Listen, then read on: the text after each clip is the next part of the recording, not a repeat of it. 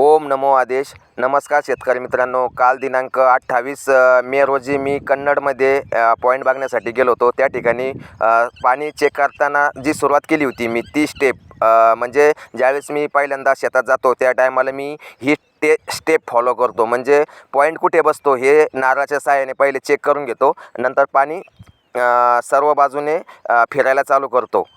तर जसं फिरताना मला पहिली लाईन लागली तर मी पहिल्या लाईनवरून परत चेक करतो की आपल्या ज्या पहिल्या स्टेपवरती जिथं पॉईंट बसला तिथं ती लाईन त्या दिशेकडे जाते का.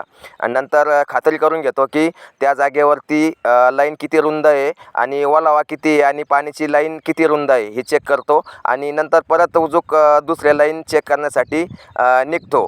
तर असं करता करता मी जिथं पॉईंट अगोदर म्हणजे आपल्याला दिसलेला आहे तर चारी बाजूने फिरल्यानंतर प्रत्येक लाईनवरून जाऊन असा हात केला की ती लाईन कोणत्या दिशेला गेलेली आहे, म्हणजे कोणत्या दिशेकडनं आलेली आणि कोणत्या दिशेकडे गेलेली अशी खात्री करण्यासाठी मी प्रत्येक लाईन भेटल्यानंतर असा हात दाखवून चेक करून घेतो. म्हणजे आपल्याला जे आपण सुरुवातीला आपला जिथं पॉईंट बसतो याची जी खात्री आहे तर ही प्रत्येक लाईनवरून जाऊन केल्यानंतर आपल्या लक्षात बसतं.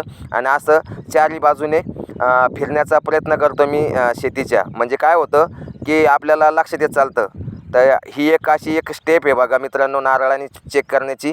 आणि सुरुवातीला पूजा वगैरे केली होती आम्ही त्यावेळेस अगरबत्ती वगैरे लावून गुलाल वगैरे लावून सुरुवात केली होती. त्यावेळेस ते नंतर घेतली शूटिंगमध्ये, कारण मी पॉईंट एका बाजूला निघत होता आणि पूजा एका ठिकाणी केली होती.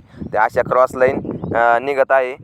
आणि ते असं मी शेतकऱ्याला समजून सांगत आहे, कारण भवितव्यामध्ये शेतकऱ्याला बी माहीत पाहिजे की पाणी दाखवणाऱ्याने आपल्याला पॉईंट काढून दिलेला आहे, पण त्याच्या प्रवाह कसे असतात ते दाखवण्याचा आपण ह्या व्हिडिओमध्ये 100% प्रयत्न करत आहोत. आणि जे नारळाने पाणी चेक करतात त्यांनी काहीतरी एकूणाराकडनं शिकायला पाहिजे, म्हणजे त्याचा एकूणाराला फायदा होतो. मला तरी असे वाटते.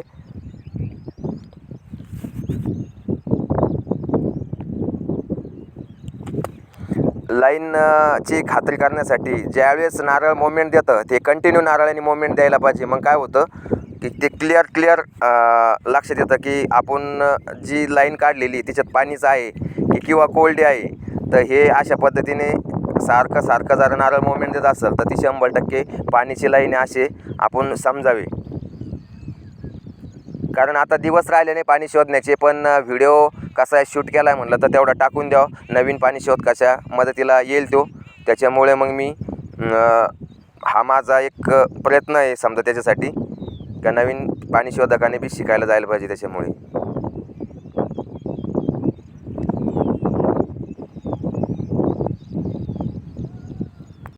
मित्रांनो मी ज्यावेळेस पाणी शोधायला जातो तर प्रत्येक शेतकऱ्याला हेच सांगतो की मला दुकानातलं सुकं नारळ नको. झाडाचे ओले नारळ आणि जेवढे मोठे नारळ असेल तर तसे नारळ जरा घेतले तर जे कमी पाण्याच्या जे लाईन आहे ते नारळ पकडत नाही आणि सुकं नारळ ते कमी पाण्यावाल्या पण लाईन पकडतं. त्यासाठी मी कधीच्याला पण मोठले नारळच यूज करतो, म्हणजे त्याचा चांगला फायदा होतो. म्हणजे शक्यतो तो पॉईंट फेल जाण्याचा चान्स राहत नाही मोठे नारळ जरा घेतले तर व्हिडिओ कसा वाटला कमेंट करून सांगा. आणि चॅनलवर पहिल्यांदा आले असेल तर चॅनल सबस्क्राईब करायला विसरू नका. धन्यवाद.